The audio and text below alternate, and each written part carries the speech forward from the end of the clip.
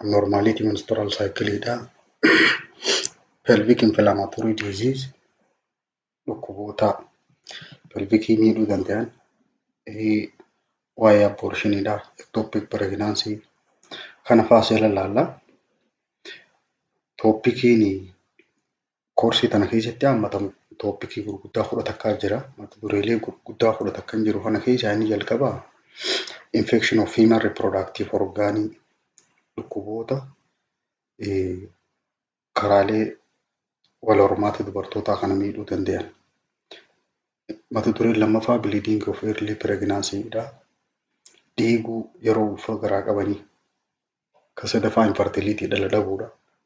Kun menopause dha, turiin dhaabbachuu, uterovaginal prolapse, uterusiin alatti bahuufaa, inversion of uterus, congenital abnormality of female genital tract, pelvic tumor, wantoota hedduu as keessa ilaalla. Jalqabamee kallattumaa infection of female reproductive organ ilaallu. Keessaa pelvic inflammatory disease isa jaamu ilaalla. Dhukkuboota pelvikii kana hubuu danda'an. It is infection of female internal genitalia beyond the internal os of cervix. Dhukkuba keessa qaama hormaata dubartootaa hubu tahee eessaa gadi bakki inni hubu cervixiidhaa gadi ka hubu. Pelvic inflammatory disease continue to be problem among women of reproductive age group. Dubartoota umriin isaanii 15 hanga 49 jidduu jiran irratti rakkoo tahee itti fufee jiran. One of the most common serious complication of sexually transmitted disease. Dhukkuboota wal qunnamtii saalaatiin dabran keessaa rakkoolee hamaamtuu inni namarraan gahu keessaa tokko kana pelvic inflammatory disease kana namatti ta'uudha. More important than infection itself, the woman develop pelvic inflammatory disease suffer serious long-term health problem. Rakkoolee dhukkubni kun mataa isaatti irraan gahurra rakkoo karaa fuulduraatti nama kana mudattuun irra rakkachaa jiran dubartoonni. Rakkoolee akkam fa'aa namarraan geessisaa infertility fa'aa, dhala fa'aa nama dhabsiisaa, ectopic pregnancy fa'aa namarra fidaa, ulfaa gadaamisaa ala, tuubboo ovarian abscess, fallopian tubiidhaa fi ovarii fa'aa madeessuu fa'aa, pyosalvangitis jechuun pasiin tuubboo san keessa guutuu, chronic pelvic pain, dhukkubbii pelvikiidhaa cimtuu taate fa'aa namarraan gahuudhaa fi pelvic adhesive disease dhukkuba pelvikii kana waliin nama maxxansu. Rakkoolee akkanaa kana fa'aa namarraan gaha.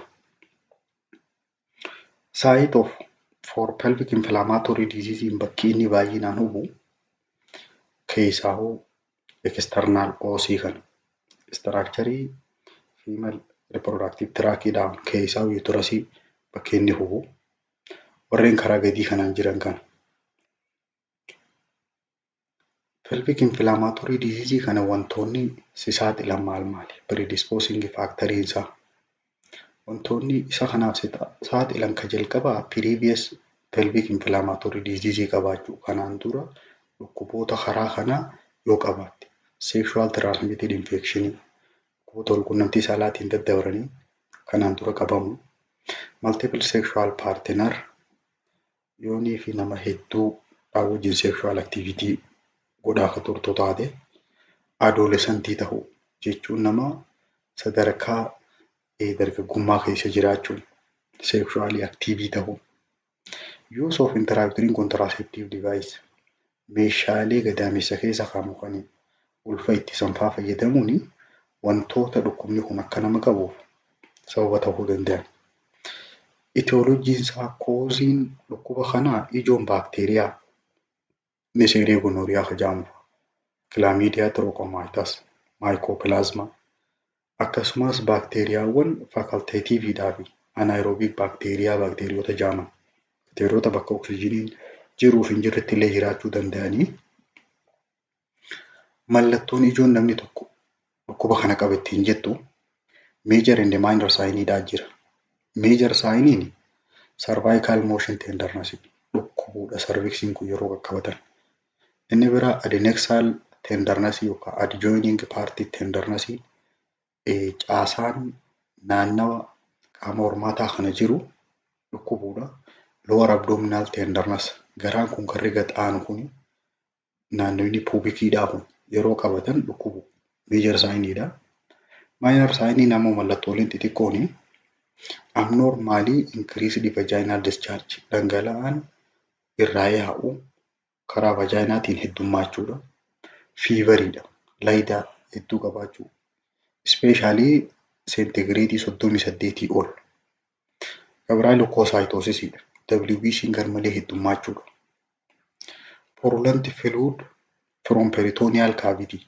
Yeroo peritoneal cavity kana keessa dhangala'aa fuudhanii ilaalan imala koludoosenteesisiidhaatiin kun piroosiijara akkaataa dhangala'aa kanatti fuudhanii dhangala'aan achi keessa jiru purulentii ta'uudha. Ka'eelaa fakkaatu. Takka immoo yeroo laapaarooskooppii kaasanii ilaalan purulent fluidiin achi keessatti walitti qabamee jiraachuudha. Normal pelvic orgaanii fi pelvic inflammationiin garaagarummaan isaa wanni inni fakkaatu normal fallopian tuubiin bifa kana qabdii inflamed taate immoo akkanatti dhiitooytee jirti. Pelvic inflammation jechuun akkana.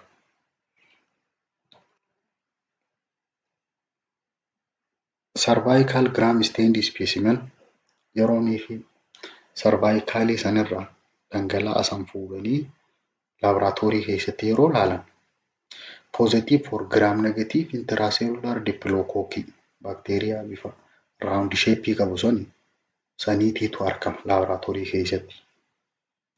Kabiraa pelvic mass on bimanual examination yeroonii fi harka lamaa yeroo ilaalan pelvikii kana dhiita qabaachuu si argan. Inflammatory complex by sonography. Sonographyidhaan meeshaadhaan yeroo ilaalan inflammationiin qulqulli jiraachuu. Increased ESR erythrocyte sedimentation ratein dabaluu jechuun WBC'n faan ol ka'e jiraachuu mallattoo qulqullaati. Diagnosisiin isaa history of patientidha. Seenaa dhukkubbii pelvikiidhaa kana qabaachuu. Physical examination yeroo godhan bimanual examination cervical motion tenderness fa'aa irratti arganii koludoosenteesisii dhangala'aa peritoneal fluidii san hoggaa ilaalan purulentii taatee mul'achuu fa'a. Inni biraa laapaarooskooppiidhaan yeroo ilaalan ni mul'ata WBC lakkaa'uudha. 10,000 ol kutee argamu fa'a. Kiraayiteriiyaan itti pelvic inflammatory disease ittiin jettu serii meejarii yoo jiraate fi +1 minor. Mallattoolee gurguddoo san 3 yookaan 2 fi mallattoon gurguddoon sun 3 yoo irra jiraatte yookaan gurguddoo 2 fi xixiqqoo takka yoo qabaatte namni kun pelvic inflammatory disease ittiin jedhan. Yoo isa ta'e argame pelvic inflammatory disease kana treatmentiin isaa hammeenya irratti hundoonee outpatientidhaa fi inpatientii goonee wallaan. Warreen outpatientidhaa ka alaa deddeebi'anii dawaa fudhatan jechuudha. Gareen jalqabaa farastelaayinii irratti dawaa oflooksasiin miligiraama 400 PO'dhaan ganamaa galgala 7-2 fudhatan yookaan leevoflooksasiin miligiraama 500 PO once daily guyyatti yeroo takka 7-2 pilaas metrindaazol. Metrindaazolii miligiraama 500 PO'dhaan ganamaa galgala 7-2 fudhatan. Gareen jalqabaa. Yoo inni kun yoo isa kanaan wayyaa hoodiidan isa kana jijjiirraafi reejiman B kana. Isaan kunis heptiraakzan AM'dhaan yeroo takka dirreetiif miligiraama 250 sanboota dooksisaayikiliinii fi metrindaazol 7-2 akka fudhatan goona. Yoo impatientii taate immoo namoonni pelvic inflammatory disease qaban kan hospitaala ciisee wallaanaman ulaagaadhaa jira. Tokkoffaa the diagnosis is uncertain. Yoonii fi adda baasiin keenya kuni kan nuun mirkanaa hin taane. Kabiraa surgical emergency such as appendicitis and ectopic pregnancy cannot be excluded. Appendiciidha qabdi, appendicitis qabdi immoo ectopic pregnancyidha qabdiin yoo nu mirkanaahin ciisuu qaba. Kan lammaffaa patient is pregnant ulfa yoo qabaate namni sun. Pelvic abscess is suspected. Pelvikii kana keessa itti jiraachuu madaan jiraachuu yoo shakkame. Severe illness yoo qabaate dhukkubni kun yoo itti cimee jiraate nausea and vomiting preclude outpatient management. Outpatientidhaan wal'aanamaa turtee yoonii fi lolloncii fi haqqisaa cimaa qabaate. HIV infection yoo qabaatan ammaas dhukkuba HIVdha. Patient is assessed unable to follow or tolerate outpatient regimen. Dawaa alaa deddeebi'anii fudhatan san yoo hordofuu hin dandeenye taate. Ulaagaan biraa patient has failed to respond outpatient therapy. Dawaa afaaniin fudhatu saniif yoo sanii wayyaa huditti impatientii taatee yaalamuu qabdi. Yoo impatientii taate wanni kennaniif takka IM takka IVdhaan. Jalqaba irratti gareen jalqabaa dawaan nuti kenninuuf seefotiitaan fa'aadha. Giraama 2 IVdhaan every 12 hour sa'aatii 12 yookaan seefoxiitiin giraama 2 kanaas IVdhaan every 6 hour sa'aatii 6 plus doxycycline. Doxycycline reefuu POdhaan jennee kun ammoo IVdhaan. Yookaan POdhaan every 12 hour. Regimen B'ni yoonii fi kuni fooyyessuu didee clindamycin fa'aa goonaaf. Clindamycin miligiraama 900 IVdhaan every 8 hour plus gentamicin loading dose goona. Gentamicin loading dose miligiraama 2 kiiloo nama saniitiin IVdhaan yookaan IMdhaan gooneeti bakka takkatti maintenance dose immoo takka tuqaa 5 goona. Miligiraama duraan 2 ture sanii takka tuqaa 5 gasiisinee sa'aatii 8 kenninaaf jechuudha. Complication namni tokko yoo pelvic inflammatory diseaseedhaan qabame rakkoon gara fuulduraatti irra dhufuu dandeessu tokkoffaa tuuboo ovarian abscess jechuun fallopian tuubiidhaa fi ovaarii keessatti madaa uumamuu dandeessi. Kabiraa infertility itti dhufuu danda'a, dhala dhabuu danda'a namni kun. Chronic pelvic inflammatory disease yookaan chronic pelvic pain qaba. Dhukkubbii luqqeettuudhaa tana jechuun lafee pelvikii tana keessasii garmalee dhukkuba. Ectopic pregnancy fa'aa mudachuu danda'an ulfa gadaamessaa alaa. Infection female reproductiveedhaa keessaa inni lamaffaa vulval infection. Infection naannawa qaama saalaati. Kun egaa folliculitis frankiiliidhaa fi carbuncle. Folliculitis jechuun hiddi rifeensaa suni itti rifeensi keessaan ba'u sun yoonii fi eelaa fidate jechuudha. Folliculitis jechuun can be either superficial or deep infection of hair follicle. Takka gubbaa kanarra yookaan immoo hidda rifeensaa san jala gaddeemee infectioniin bakka san kulkulchuudhaatu folliculitis jedhama. Mallattoon inni kun ittiin beekamu it is characterized by pustule qaba. Jechuun pasii qaba waan akka finniisaa taheeti finniisni sun mataarraan eelaa qaba. Surrounded by erythematous purple. Naannoon isaa itti sun diimatti. Folliculitis yaani. Farnikiliin ammoo yoonii folliculitisiin kun itti cimee keessa gaddeeme infectioniin kun infection of deep follicule kanaatu farnikil jaaniin. Involving tissue beyond the follicle. Hidda rifeensaa sanii gad tissue jirtutti illee yeroo infectioniin kun babal'ate. Leesioniin farankiliidhaa haardiidha. Waggaa qabatte jajjabduudha. Yoonii fi tuyxinii dhukkubdii akkasumas erythematasiidha. Diddiimatti. Kabiraa kaarbunkuliidha. Kaarbunkul jechuun yoonii fi dhullaan kun heddummaate jechuudha. Amma farankuliin kun dhullaadha. Kaarbunkuliin ammoo several follicles become infected. Hiddi rifeensaa hedduun yoonii fi infekshiniin isaa wal tuqe jechuudha. Hedduun hiddi rifeensaa yoo kulkule intercommunicate with each other. Amma folliculitis jechuun baakteeriyuma kanaatu hidda rifeensaa kana keessa gaseenee akkanatti eelaa kanatti fidi. Farankulii kana booyil jaaniini, booyil jechuun dhullaa jechuudha. Kaarbonkuliin ammoo yoonii fi dhullaan kun abbaan lamaa sadii bakka takkaan itti bahe jechuudha. Kun amma paarasaayitii fa'aa keessa jira jechuudha. Kaarbonkuliin maashaa jechuudha. Kooziidhaa fi manaajimentiin isaa most common kooziin rakkoo tana fiddu dhullaa fi maashaa isaa taatu wantoota akkanaa kana wanni fidu Staphylococcus aurasiidha.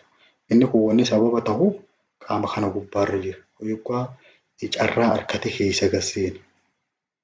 If lesion is single or superficial folliculitis, yoonii fi madaan sun takkuma qofa taatee fi akkasumas gubbaarra kan jirtu taate topical ointmentiin yookaan looshinii dawaalee akka baakteeraasiin yookaan Neosporin G warreen akkanaa kun ointmentiin isaatu inuma fayyisa.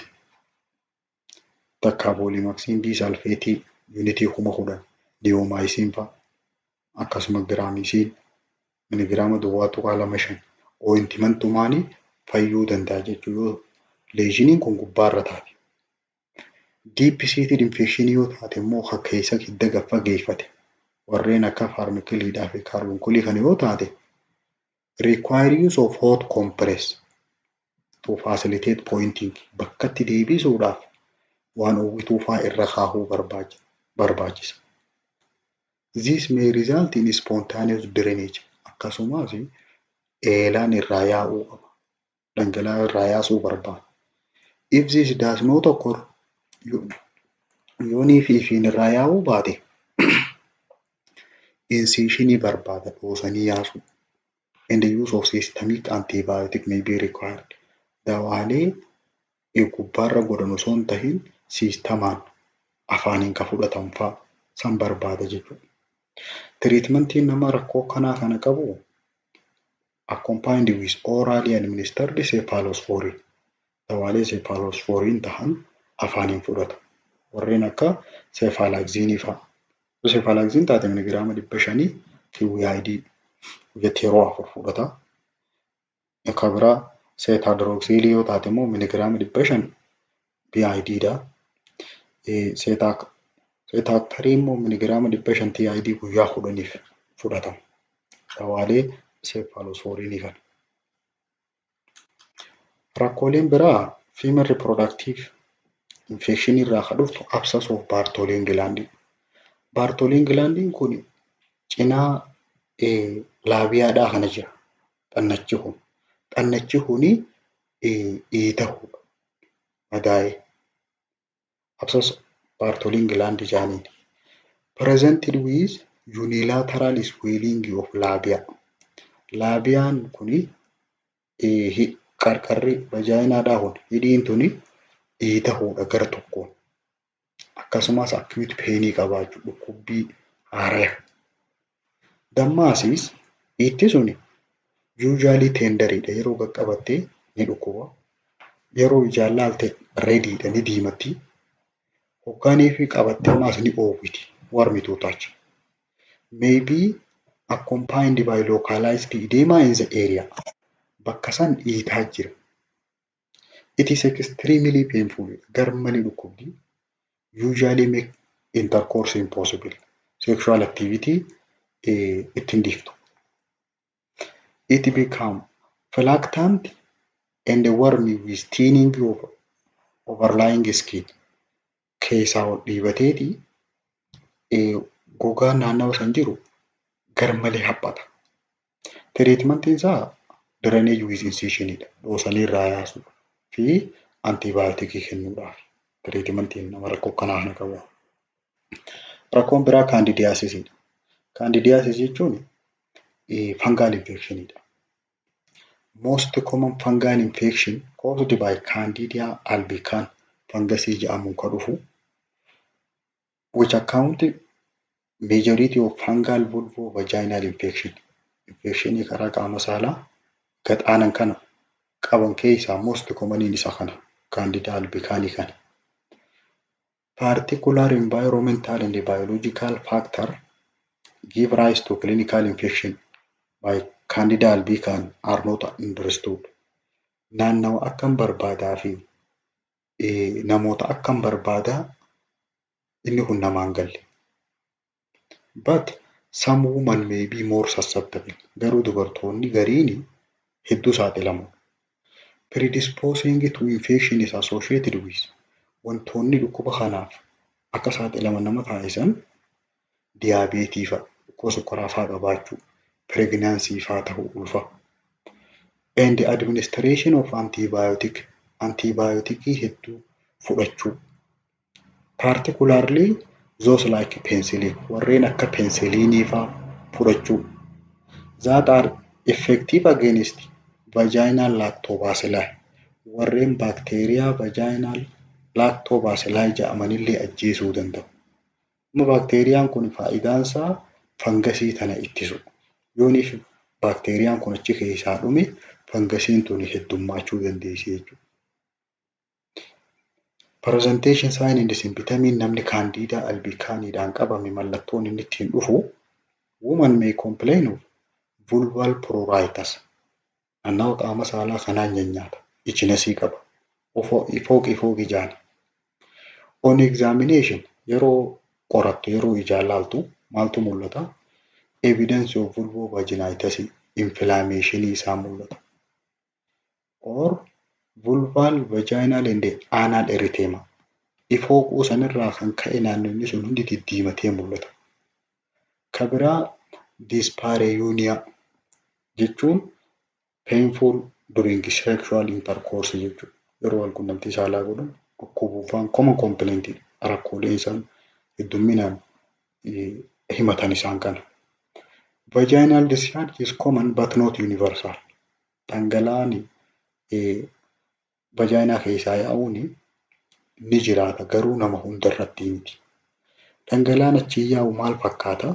Maybe scanty or thick. Furdaadha. Bifti isaa adiidha. White with curd-like consistency. Adiidha fasaashii fakkaata. In some case namoota tokko irratti maaltu mul'ata? White rashes patches may present on vulva. Dhaaba vaginaa kana gara keessaatiin waan adiidhaatiitu irra maragatee jira. White rash akkuma suuraa irra mul'atu kana. White rash kan jaaniin wanni adiin kun yooniif irraa hin kaasa jette salphumatti dhiiti. Fangasiidha jechuudha. Candida albicaniin akkasitti addeessa. Arrii fakkeessa jechuudha.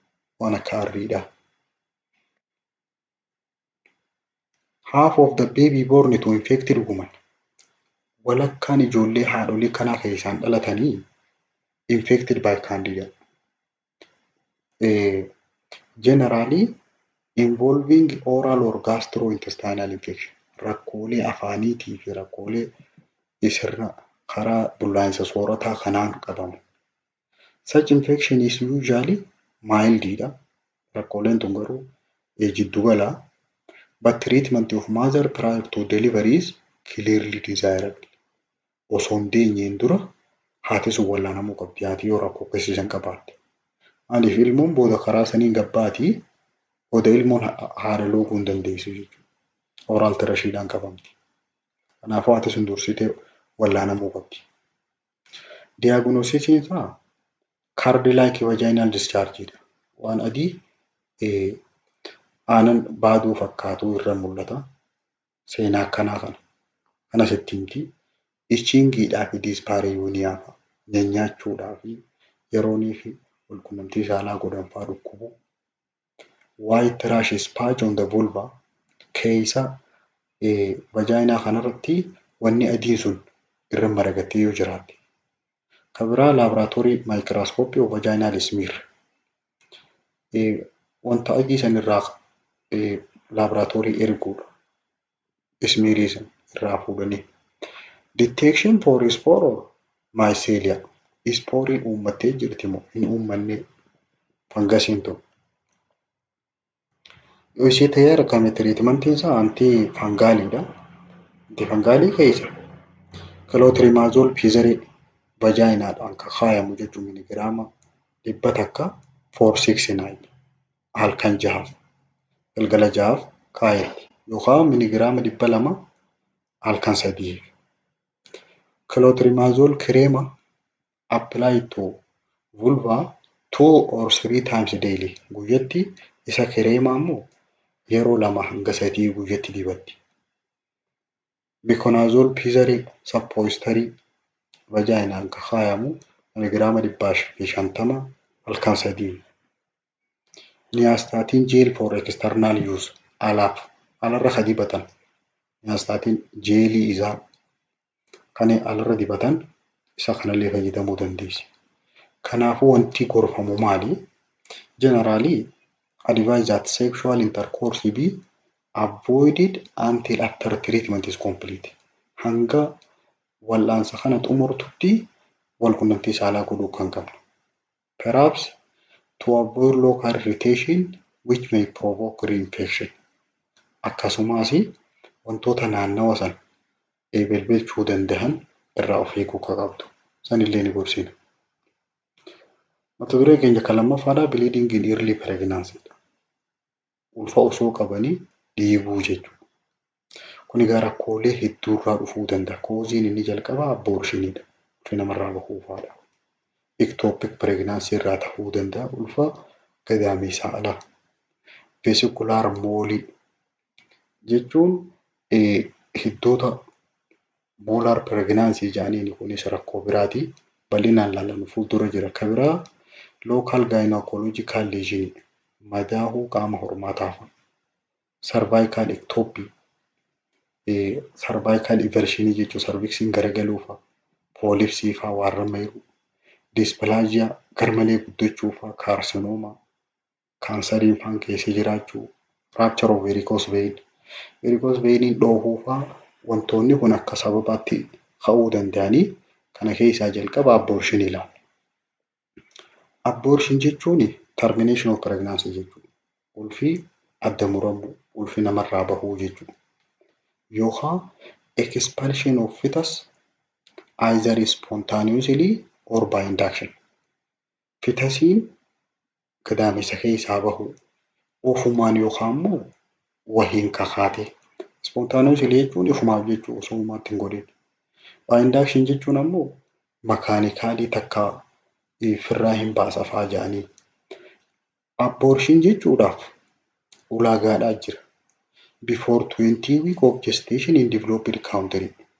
Biyyoota guddatan keessatti osoo torbaan 20 hin gahin yoo baate abortion jedhaniin. Biyyoota guddachaa jiran keessatti immoo torbaan 28 gaditti yoo baate abortion jedhaniin. Akkasuma weighing less than 1000 gram kiiloo takka osoo hin guutin kiiloo takkaa gaditti yoo baate jechuun giraama 1000 gaditti yoo baate abortion jedhaniin. When abortion is occur spontaneously abortioniin kun yoo ofumaaf katahe taate jecha maal jiru itti fayyadamna miscarriage jedhaniin ulfirraa bahuusan jechoota abortionii san miscarriage jennee fayyadamna. Cause for spontaneous abortionii kana ofumaaf akka baatu wanti sababa ta'uu danda'u causein abortioniidhaa garee sadii jalatti dabaati. Gareen sadeen oovofeetaal maatarnaaliidhaa fi paatarnaal jedhaniin. Oovofeetaal jechuun ilmoo sanii fi ilmoo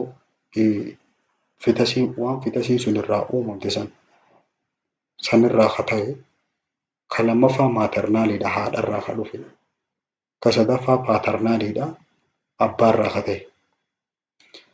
In early week torbaan 0 irraa hanga torbaan 10tti ulfi kun most abortionii sababni inni itti dhufu oovofeetaal faaktoriidha. Oovofeetaal faaktorii maal akka ta'e ni ilaalla. In the later week torbaan 10 irraa hanga 19 jidduun maatarnaal faaktoriidhaatu more commonidha. Rakkoo haadharraa taateetu ulfi akka bahu taasisa. The fetus is often born fresh and apparently normal. Ilmoon torbaan 10 hanga 19 gidduutti baate suni normaaliidha fakkaatti. It is too immature to survive. Jiraachuudhaaf garuu hedduu xiqqishoo waan taateef jiraachuu hin dandeessu. Kana keessaa inni jalqabaa fetal cause'dha jenna. Fetal cause kan jedhaniin sababa miciree saniirraa akka baatu kan taasisu chromosomal abnormality. Chromosomiin yooniif rakkoo qabaate. Disease of fertilized ovum. Killeen fertilizationii geggeessite suyyuu dhukkuba qabaatte. Account for 60% of spontaneous. Parsantii 60 spontaneous abortion jirtu keessaa parsantiin 60 rakkoo kanarraa dhufu. First trimester abortion baatii 3 osoo hin geenye achi keessatti bakki isiin itti baatu. Malformation of trophoblast. Yeroo fertilizationiin geggeeffamtee fetasiin uumamuudhaaf tropoblastiin uumamtu akka maletti uumamuudha. Poor implantation of blastocyte. Bakka maletti akka malee qabachuufa. Blastocytiin sun yeroo uterus irratti maxxantu sirriitti qabachuu dhabuufa. There is anti-placental separation. Placenta irraa adda baatee consequent hypoxia and impaired embryonic development. Placentaadhaan akka adda baate oksijiinii dhabdeeti. Sababa oksijiinii dhabdeef guddachuu dadhabdee bahuu dandeessi. Maternal cause kan jennuun sababa haadhaarraa kan ka'e ulfirraa bahuu kan danda'u tokkoffaan diseaseedha. Dhukkuboota acquired during pregnancy. Dhukkuboota yeroo ulfaa yoo haadha san qaban haadha sanirraa ulfa baasuu danda'an warreen akka rubeellaa fa'a. Akkasumas influenza fa'a. Especially if they are accompanied by acute fever. Yoo laaydaa cimtuu qabaatan dhukkuboonni kanaa kun. Interfere with transplacental oxygenation. Oksijiinii karaa hidda handuraatiin ilmoodhaa dhaqu kana waan jeeqaniif may precipitate abortion ilmoorraa baasuu danda'a. Kabiraa rakkoo haadhaarraa kan ka'e sababni ulfitti bahuu danda'u chronic disease fa'a. Chronic disorder fa'a yoo qabaatte haati sun fakkeenyaaf renal disease fa'a. Dhukkuba kalee fa'a. Accompanied by hypertension. Akkasumas hypertension fa'a yoo qabaatte meyaasibilaar effect rakkoonuma wal fakkaatu qaban. Kabiraa diraagiidha. Dawaa yoo fudhatte. Large dose of any drug are poisonous. Dawaan kamuu doziin isaa yoo ol ka'e summiidha. Should be avoided. Dhorkamaadha. Kanaafuu dawaa fudhattee sirraa bahuu dandeessi. Inni biraa ABO incompatibility. RH'n haadhaatii fi ilmoodhaa yoonii fi kan waliin taane taate.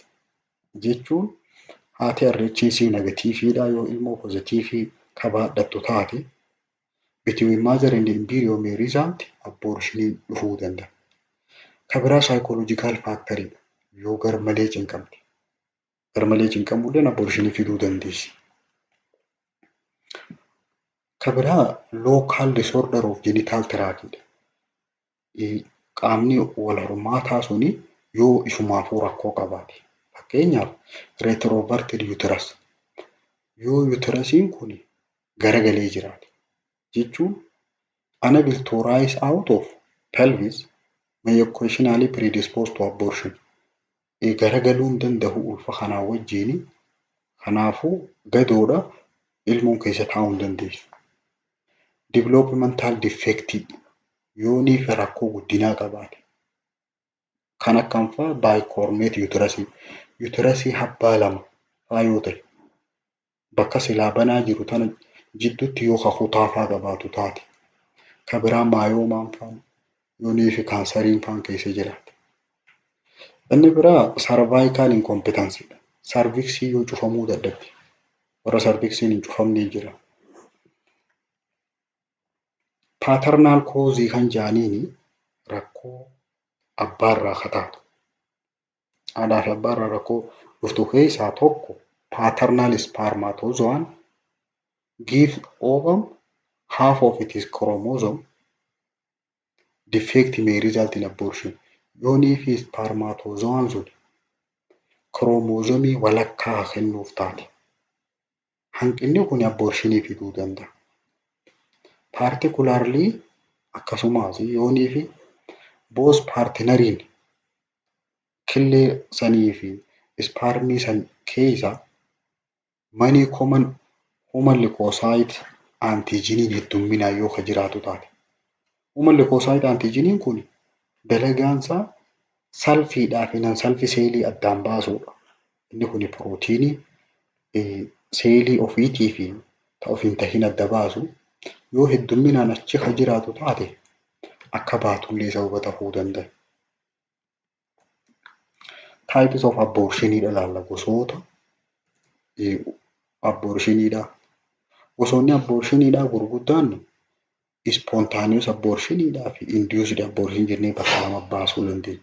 Kan ofumaaf bahuu fi kan kakaasuudhaan namni baasu jennee bakka lamatti baasuu dandeenya.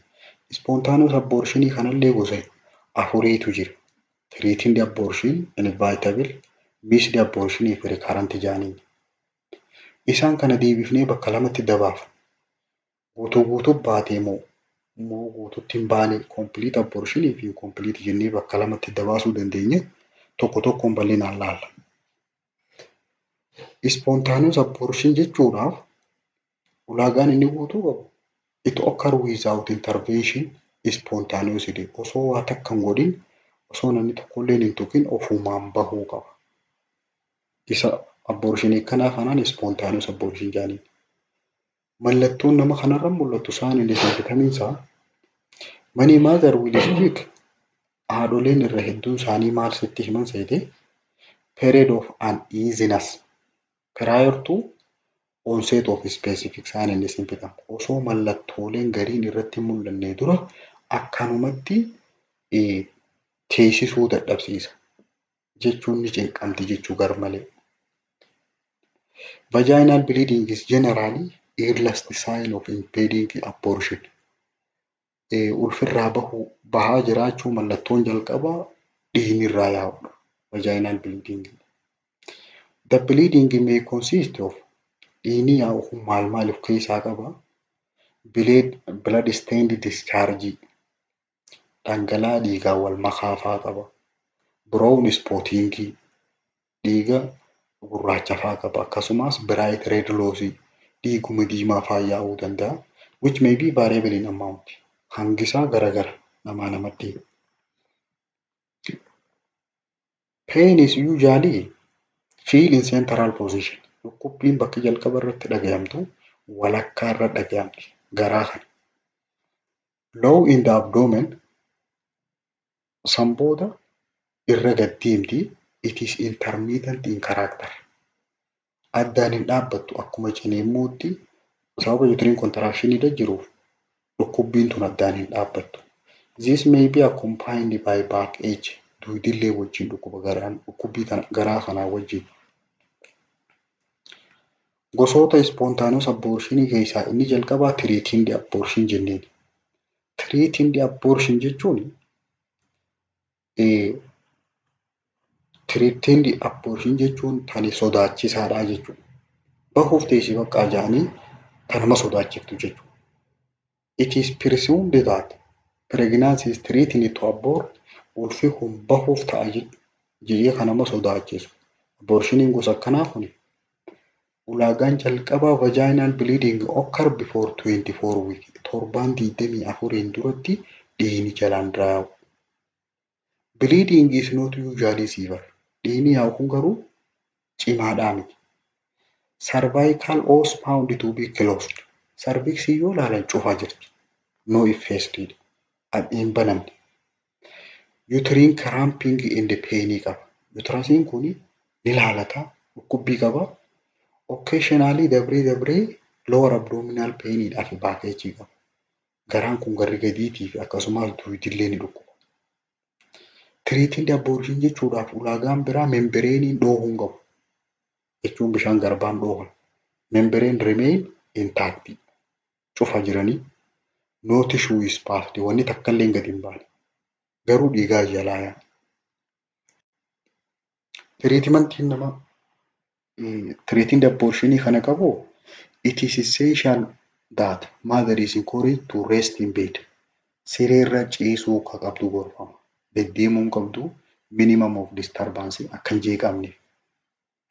Kan biraa mild sedative akka isiin dhukkubbiin akka irraa wayyootuu fi akka relax taatu akka boqonnaa gootu sedaatiivii kennaniif. Dawaalee nama tasgabbeessan. Analgesia may be given for pain. Dhukkubbii saniif anti-pain illee kennaniif.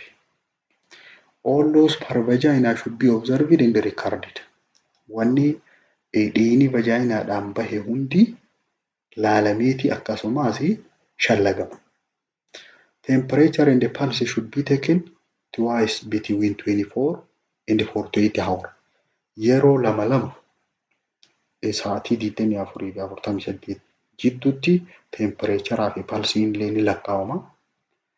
After bleeding, eega dhiigni dhaabbatee booda speculum examination is performed. Speculumii fayyadamanii madda dhiigni kun irraa dhufe ni ilaalama. Akkasumas haala sarviksiidha. To exclude local lesion and to note state of cervical loss. Madaatu keessa jira sanirraa dhiigni dhufu jiramoo moo eessaa dhufu jira? Akkasumas sarviksiin bana jirti moo cufa jirti? Laaluudhaaf speculumii fayyadamanii ilaalan. 48 hours after bleeding cease, eega dhiigni irraa dhaabbatee sa'aatii 48 gahee booda mother can commence gentle ambulation. Suuta deddeemuu ni dandeessi. If in hospital jiraatte garuu she may return home. Manatti deebi'uu dandeessi. Garuu wanni ati gorsitu maali? No intercourse. Walqunnamtii saalaa godhuu hin qabdu. It may disturb pregnancy by mechanical effect. Yeroo walqunnamtii saalaa godhan sanii ulfasan dhiibbaarra fiduu waan danda'aniif walqunnamtii saalaa godhuu hin danda'an. Akkasumas semanii kana keessa spermii kana keessa prostaglandiniidha jira. Prostaglandiniin kun sarviksiin kun akka banamtu taasisaa.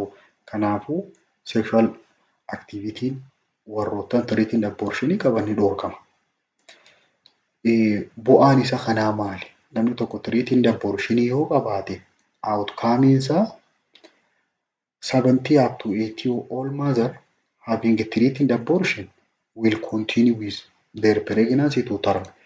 Dahuu ni danda'an hanga dhalachuu dandeessutti eeguu ni danda'an. Parsantiin 70 hanga 80. Warri kun ammoo ni baha jechuudha. Gosoota spontaneous abortion keessaa lammaffaan missed abortion jaaniin. Missed abortion jechuun duute jechuu ilmoon. This term is applied to jecha kana maalirra fayyadamna? The fetus which is died and retained with its placenta uterus. Ilmoon suni duuteeti gadaamii isaa keessa hubbaatumaa wajjiin achitti hafte. Missed abortion jaaniin. Early ultrasonic scan may identify missed abortion before mother experience any symptom. Osoo haati mallattoo takka illee irratti hin argin ultrasoundiidhaan missed abortion akka qabdu irratti arguu danda'a. Mallattoon namni tokko missed abortion qabatti hin jennu. Mallattooleen jalqaba uterasiin guddachuu didu. Uterus fail to grow. Gadaamii isaan kun guddachuu dida. Become firmer ni jabaata ammas. Cervixii yoo ilaalan closed. Cervixiin ulaan gadaamii isaa cufa jirti. Fetal heart sound dhawannaa onnee ilmoo garaa keessa jirtu isa yoo ilaalan hin dhagayan. Cannot be heard. Duutee jirti. Symptom of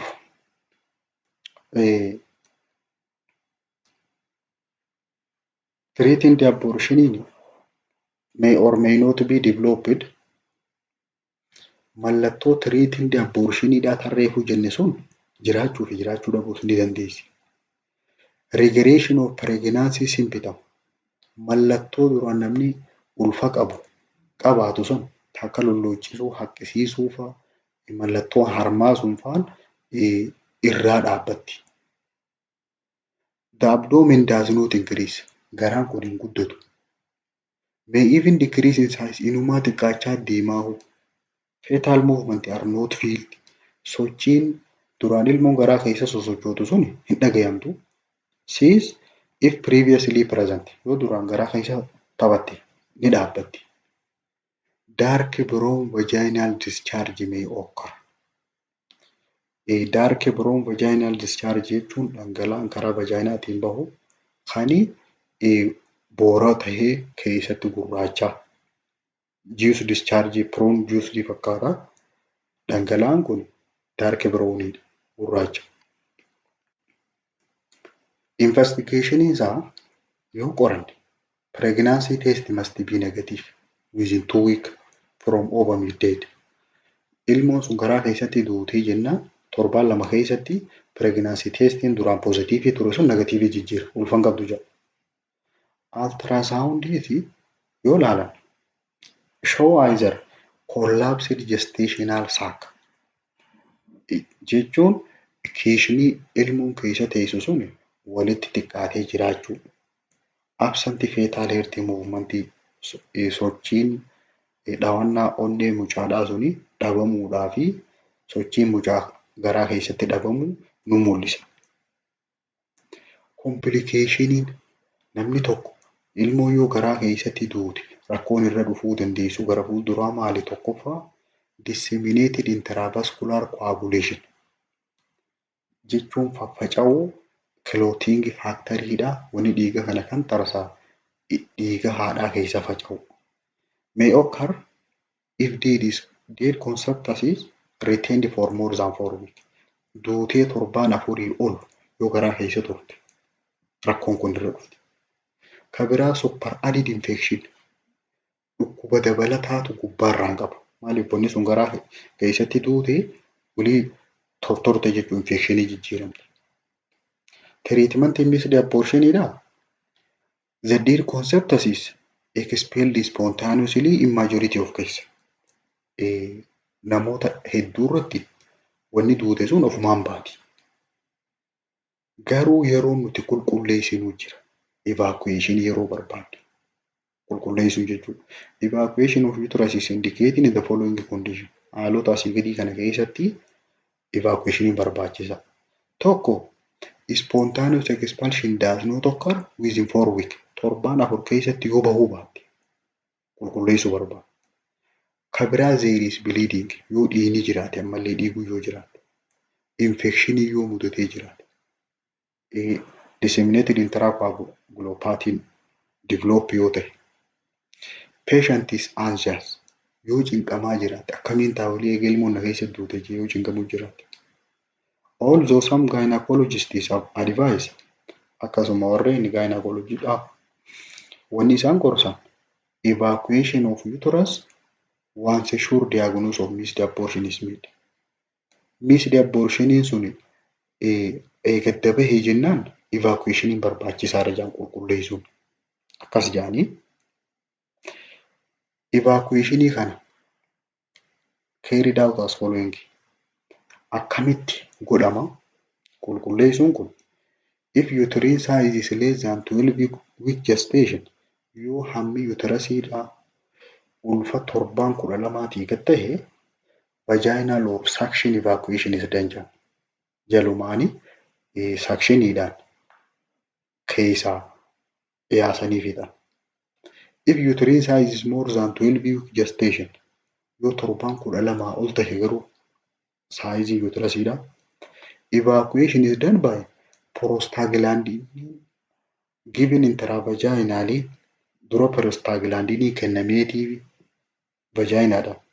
Akkasumas intravenousidhaan yookaan intraamniotikiidhaan karaa kana lamaaniin kenninee fi oxytocin infusioniidhaan IVdhaan irra keenye combination isa kana gooneeti akkanatti suction goona. Hysterectomy is rarely indicated. Hysterectomy illee yeroo ajajamuu jira. Garuu in second trimester missed abortion warreen second trimester jechuun baatii 3 jidduu san irratti missed abortion mudatan if medical induction is fail initially after repetition few days later eega jalqaba indaakshinii goonee booda yooniif nu milkaa'uu dide guyyaa muraasa booda itti deebinee yoo sunis milkaa'uu dide isterektoomii illee ni godhama jedhan. Isterektoomii jechuun removal of uterasii jechuudha. Gosoota spontaneous abortionii keessaa inni sadaffaadha inevitable abortion jedhaniin. Inevitable abortion jechuun ulfi kun itti fufuu hin danda'u jechuudha. When it is impossible for pregnancy to continue. Ulfa kana akkuma feete gootuus itti fufsiisuu hin dandeessu yoo ta'e abortionii gosa kanaatiin inevitable abortion jedhaniin. Abortion is inevitable when two or more following clinical findings are noted. Yoo mallattooleen asii gadiitu lamaa fi ol irra mul'atte abortioniin kun inevitable jedhaniin.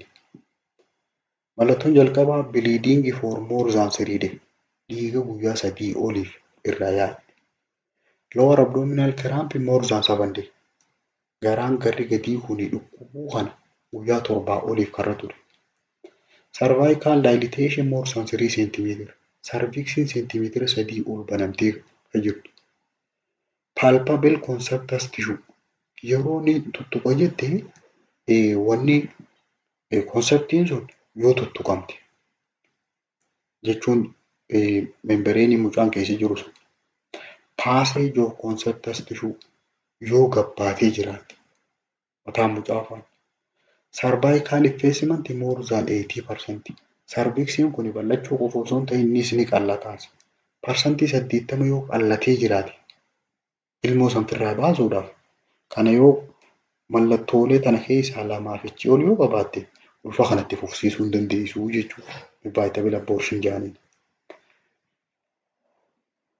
Kabiraa isaan hin desinbitamin profuse vaginal bleeding dhiiga hedduun irraa yaa'uu which suggests that large section of placenta are separated from uterine wall. Dhiigni hedduun irraa yaa'aa jiraachuun mallattoo placentaan kun uterasii gadhiisee jiraachuu isaati. The abdominal pain become more acute and rhythmic in character.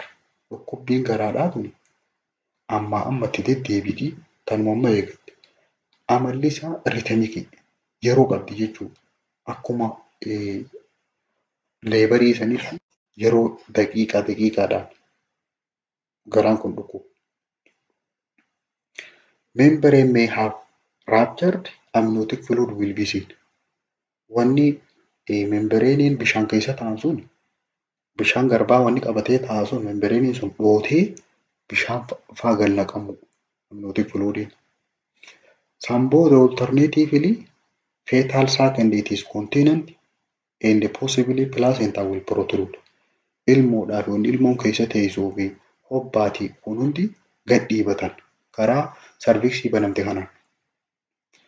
Bleeding and uterine contraction will continue. Dhiiguudhaa fi kottoonfachuun gadaameessaa ittuma fufeeti. All or parts of conceptus will be expelled vaginally. Takkaa guutumatti yookaan cinaan tokko ala baha.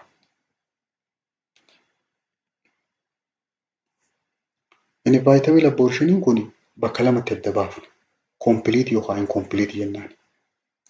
Complete abortion kan jennuun all product of conception have been expelled from uterus. Wannummaan ulfa ta'e sun guututti yoo baate complete abortion jedhanii. Mallattoon isaa bleeding is light. Dhiigni waa xiqqoo gradually diminished. Dhawaatumaan dhabamaa deema. Maaliif wanni garaa keessa jira baate jechuudha. Pain is dhukkubbiin irraa dhaabbatti. Cervix is closed. Cervixii deebitee cufamte walitti. Uterus is slightly larger than normal. Uterusiin xiqqoo normaal irra guddaa. Maaliif bakkatti deebi'een dhumne waan ta'eef. Ultrasound show empty cavity. Yoo ultrasoundii kaasan homaa keessa hin jiru qullaa ta'uu si agarsiisa. Kun immoo rimee guutummaa darbame jechuudha. Incomplete abortion kan jedhaniin when product of conception are only partially evacuated. Yeroo ulfirraa bahu jiru san yoonii fi walakkaansaa ka bahu taati. Aborshiniin kun incomplete jaaniin waatu keessatti hafe. This usually occur in second trimester. Second trimesterii keessatti baay'inaan kan dhufu jechuun baatii 3 jalqabaa kan osoo hin ta'in baatii 3 jidduudhaa san jechuudha. Bleeding is profuse. Warreen incomplete abortioniidha. Dhiigni hedduminaayya. But abdominal pain and backache may cease. Dhukkubbiin garaatii fi dhukkubbiin dugdaa irraa dhaabbachuu dandeessi. The cervix will be soft and purplish in color. Cervixiin isa yoo ilaaltu lallaaftuudha yeroo qabattu. Halluun isii purpleidha. Will be partially closed. Walakkaan tokko cufamee jira. Prolonged retention of tissue. Tissuun tun yeroo dheeraadhaaf achi keessa turuu wanni hafe sun predispose woman to infection. Dubartoota infectioniidhaaf saaxiluu waan danda'uuf immediate medical intervention is needed. Daftee tajaajila wal'aansaa argachuu qabdi. Treatmentiin isaa specific treatment prior to 12 weeks will include incomplete abortion warreen qaban treatmentiin isaa warra waa xiqqoo gara keessatti hafan san yoonii fi ulfi sun 12 dura taate administration of ergometriin 0.5 milligram IM uterine contentii sana labbaasuudhaaf dawaa ergometriin kana diraniitii fi akkasumas reduce bleedingidhaaf dhiiga kana dhaabuudhaaf from placental site followed by evacuation of any tissue retained. Waan hafe san keessaa baasan. The later procedure is wanni kanarraa hafe under general anesthesia hadoochamteetii achi dalagamaa waan hafe san qulqulleessuun. After 12 weeks yommuu 12 booda haa ta'u taate oxytocin infusion will be administered using a pump. Pumpii fayyadamaniiti oxytocin infusioniidhaan kennaniif IVdhaan. The dose of ergometry will be given on completion of surgery. Yeroonii fi surgery san xumuranii booda ergometriin kennaniif. Uterine aspiration is commonly used. Uterine kana keessa qulqulleessuun aspiration suctionii fayyadamanii kuni heddumminaan fayyadama. But where there is not available bakka inni kun hin jirretti wanni uterasii kana keessa maashinii qulqulleessu hin jirretti evacuated digitally harkumaan qulqulleeffama yookaan by dilatation and curettage. Dilatation and curettage jechuun dilatationiin kaaddasii banu curettagein ammoo haa keessaa haxuu ittuun jechuudha. Keessaa haala kanaan qulqulleessan. Gosoota abortionii keessaa inni afuraffaadha recurrent abortion jaaniin. Habitual jechuun barteetti taate jechuun amala tatti deddeebitu. This term is applied jechoota kana yeroo akkam fayyadamna when mother had at least 2 consecutive spontaneous abortion. Yoo haati takka wal faana yeroo lama irraa baate ilmoon ofirraa bahe recurrent abortion jaaniin. Risk of further abortion is increased with each successive aborted pregnancy. Hanguma abortioniin kun dabalaa deemuun carraan gara fuulduraatti ilmaas abortioniidha dabalaa deema jechuudha. Amalatti tahaa deema. The majority of mothers who encounters this problem haadholeen irra hedduun isaanii rakkoo kana warreen mudatan will lose their baby in early week of pregnancy. Torbaanuma jalqabaa kana keessatti irraa baati. Haadholee kana heddumminaan. If pregnancy continue following mid-trimester, yoonii fi ulfi kun hanga walakkaa trimesterii sanitti baatii 3 bira yoo hanga ol kututti yoo adeemu taate treating the abortion there is greater risk of preterm labor. Hangachi gahutti yoo treating the abortion dhiini jalaa yaa'atuma achi geessu taate carraan osoo bakka hin geenye Ciniinsuun itti ka'uudhaa preterm laboriidha guddaadha.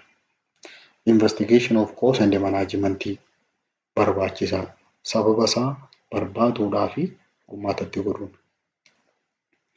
Koozii recurrent abortion namni tokko irra deddeebi'ee wanni ilmoon irraa bahaa ooltuuf sababni isaa tokkoffaan genetic factoriidha. Shanyummaa. Chromosomal abnormality. Rakkoo hangana chromosomiidha. Kan biraa infectioniidha. Infectioniin baakteeriyaa ta'uu danda'a, vaayirasii ta'uu danda'a. Kan biraa endocrine disease dhukkuboota hormooniidha. ADM fa'a, hyperthyroidism fa'a, thyroidiin garmalee itti maddu fa'a. Chronic disease fa'a qabaachuu, hypertension, renal disease dhukkuba kalee fa'a.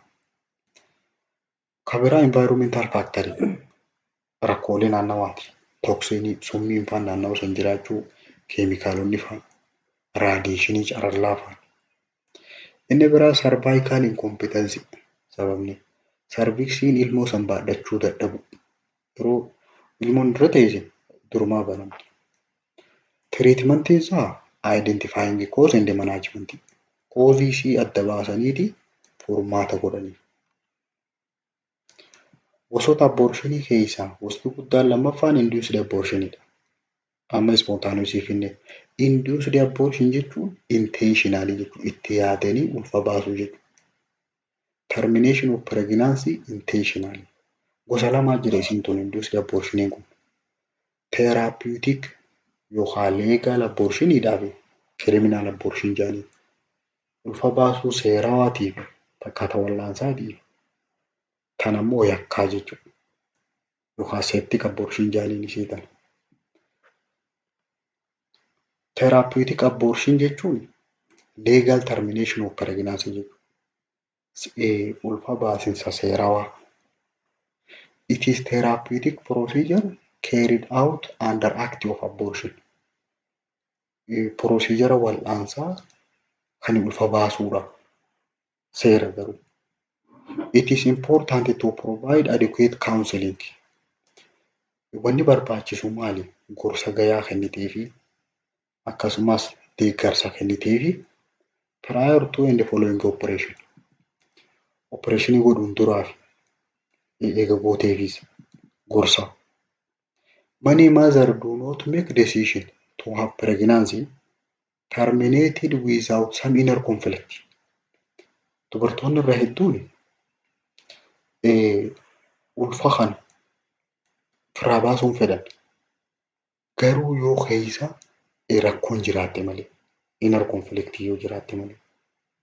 There are religious, psychological, social and cultural factories jira kan murtee dubartii tana akka murteeffanne godhan. Amantiin dhorkitii, sammuun siin hayyamtuu fi hawaasummaa, aadaa, rakkoolee hedduu jira. Murtee tana akka murteeffanne wantoota dhorku. Important considerationiin wantoonni xiyyeeffannaa keessa galfamuu qabu. Ijoon her economic and marital status. Haala dinagdeesii, haala gaa'elasii. Health and well-being of existing children. Haala fayyummaa ijoollee ishiin qabdu kanaan dura in family. Presence of abnormal fetus. Jiraachuu wanni garaa keessa jiraa sun waan yoo dhalattee sin guddanneef haa ta'uu wantoonni nuti xiyyeeffannaa keessa galchinu. Ground which abortion is permitted. Amma seera abortioniidha, seera ulfa baasuudha. Kan Itoophiyaa keessatti eessa qabxiin ulfa baasuun itti hayyamamne. Bakka ulfa baasuun itti hayyamamu seeraan jechuudha. Seera manni marii paarlaamaadhaa bara 2005 baase. Keessatti tokkoffaa when pregnancy put woman life at risk. Yoo ulfi kun lubbuu dubartii tanaa balaaf saaxilu taate ni hayyama. Kan lammaffaadhaa fetal impairment or deformity. Ilmoon tuni yoonii fi rakkoo kan qabaattu taate, dhalattu kan guddanne fa'aa taate, mataa fa'aa kan qabaanne taate. When pregnancy follow rape or incest. Yoonii fi ulfi kun kan ibiddaadhaan dhufu taate dirqisiisanii jechuudha. Based on woman complaint only jedha bakka kana seerri maal jee hayyamuma dubartii qofa gaafatan afaan dubartii. Ulfi kun kan ibiddaati jennaan nama biraatti hin gaafatan. When pregnancy occur in minor yoonii fi ijoollee irratti kan uumamu taate jechuun maternal age less than 80 years amma 18 gadi yoo ta'u taate baasonni hayyamama jiru. The woman is physically and mentally unable to care for would be born child. Daa'ima dhalachuu deemu saniif haati sun qaamaanis tahee sammuudhaan tajaajila godhuufii kan dandeenye yoo taate jechuun rakkoo sammuudhaa yoo qabaattu taate baasonni hayyamama jiru. Method of therapeutic abortion baasuudhaaf isa seerawaa jennu san akkamiin baasanii before 12 weeks of pregnancy yoo ulfi 12 gahuu baate vacuum aspiration jechuun manual vacuum aspiration fayyadamnee kanuma akka bombaan ilmeetti sanii jette keessaa waraabaniin it is chosen method jedha malee filatamaadha. There is less blood loss dhiigallee hedduu yaasu jedha. Alternatiiviin isaa kanaa yoo manual vacuumiin kun kan baasuu hin dandeenye taate dilatation in the curettage may be performed. Dilatation in the curettage kan meeshaa addaan qabuu fi kakeessaa curettage jechuun kakeessaa haxamu. After 12 weeks yoo 12 booda taate garuu prostaglandin preparation will be used. Prostaglandin qopheessinee itti fayyadamna. Used either intra or extra amniotically. Abortionii kana sa'aatii 48 keessatti kan uufituuf prostaglandin keessa keenyeeti borummaa abortionii dalainaaf. All termination performed after 80 week gestation should be carried out in hospital. Ulfa baasiin taasifamu kan ilmoo 7-8 olii hundi dirqama hospitaalatti godhamuu qaba. Where resuscitation facility are available. Bakka resuscitationiin jiru tajaajilli bayyanachiisuudhaa jiru achi taasifamuu qaba.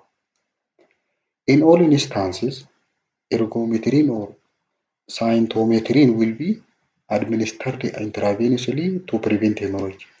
Akkan dhiineef yeroo hunda ergometriin yookaan immoo scintigraphy'n IV'dhaan kennamuufii qaba. Akkan dhiineef dhiiga san ittisu. Gosoota induced abortionii keessaa lammaffaan criminal abortionidha. Ulfa baasuu yakkaati. Criminal abortioniin one perform contravention of legal abortion. Waan seera ulfa baasuudhaa sani faalleessaati. Hundaani criminal abortion jedhama. Such procedure are illegal. Seera maleedha. Punishable by imprisonment. Hidhaan nama hidha. Adabbiin isaa hidha.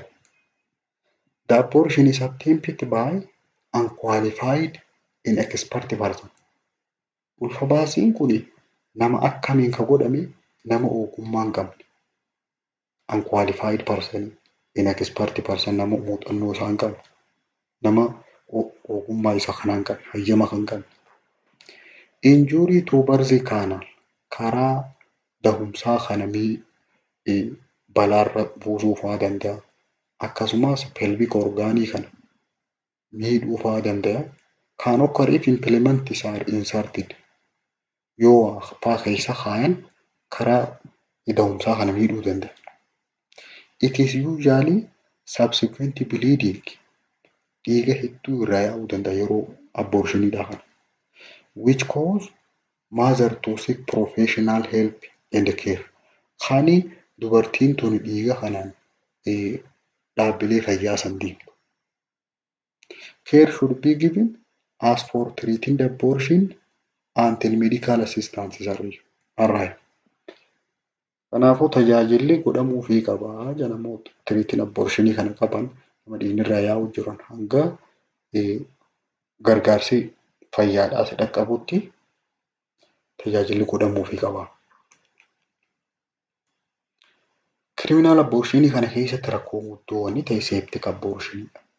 Septic abortion jechuun infekshinii abortionii booda dhufu jechuudha. Ulfa baasaniiti ulfa san jala dhukkuba naqan. Infection may occur following any abortion. Abortionuma fedheewu boodarra infection ni seena. It may be associated with wanni inni hidhata qabu guddoon incomplete abortionidha wajjin irra caalatti kan hangi tokko bahee hangi tokko keessatti hafe. But it is more commonly found after induced abortion. Hedduminaan induced abortion inutummaan goonu kan namni kakaasu kana keessatti baay'inaan kan mul'atu. The infection may be limited to the decidual lining of uterus. Infectioniin kun bakki inni irra dhaabbatu hedduminaan uterusuma kana gara keessaati.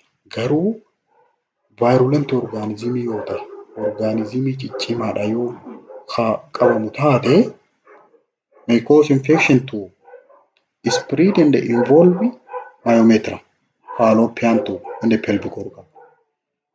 Laayera uterusiidhaa kana hagaxaanuu fi fallopian tubeidhaa fi akkasumas orgaanota pelvikii keessa jiran hunda wal gahuu danda'a infectioniin kun. Mallattoon septic abortionidhaatti ittiin jettu tokkoffaa complaining of feeling unwell. Nagaya ta'uun kun itti dhagayamtu. Headache, nausea, mataan ni dhukkubaa ni lolloonchisaa, accompanied by sweating and shivering. Horkisiiseeti akkasumas hollachiisa. On examination yoo laaltu it looks fleshy. Jechuun gogaan sii kun yoo tuyxe ni oowwa akkasumas yoo laalte walitti suntuuree jira. It may be clammy. Akka waan namni daaraatti irra facaasee fakkaata. Speaking pyrexia laydaa ol kaate qabdi. Jechuun temperatureisii digirii 38 ol kuta jechuudha. Steadily rising pulse qabdi. Pulsiin dhawaatumaan dabalaa deemti. After 12 weeks of pregnancy, abdominal examination will identify yoonii fi ulfi bahe sun torbaan 12 boodatti kabahe taati. Abdominal examination yeroo gootu tenderness of uterus garti. Uterus yeroo qabatu ni dhukkuba. Which will be bulky and soft in texture. Kan garaa kana keessa faca'ee akka jiruuf yookaan qabatte lallaafatu kana agarta. Kabiraa mallattoon ati ittiin beektu septic abortionidha jechuun vaginal discharge dhangala'aan karaa vaginaatti yaa'u kun offensive odoridha qaba. Foolii garmalee ajootu qaba. Halluunsaa pinkish in color dhiiga fakkaata. Specific investigation will include wantoonni qorannaan taasifamuu qabu. Vaginal and cervical swab naamuna cervix irraa takka vaginal irraa fuudhanii laboratorii erguu, full blood culture dhiiga kanallee laboratorii erganii hematological investigation qorannaa dhiigaa waliigalaa taasisuu fa'a. Yoo septic abortionii ta'e harkami dawaan kennamuuf inni jalqabaa moksaaseeliin miligiraama 500 TID dhaa fi metronidazole miligiraama 200 QID treatment of choice. Hangamitti until bacteriological result are obtained. Hanga qorannaan laboratorii sun baakteeriyaa kana addanuu baatee after which antibiotic treatment will be more appropriately prescribed. Baakteeriyaa kana dawaan isaa kasirriidhaa kana jedhamee hanga ajajamuufitti dawaan nuti jalqaba kenninuuf kana. Dilatation and curettage will be performed preferably. Egaa acute infection sun irraa gawwee yaa'ee booda waan keessatti hafe san dilatation fi curettage kana fayyadamnee cervix addaan bannee gadameessaa kana qulqulleessuu qabna. Kan itti aanu ectopic pregnancy dha.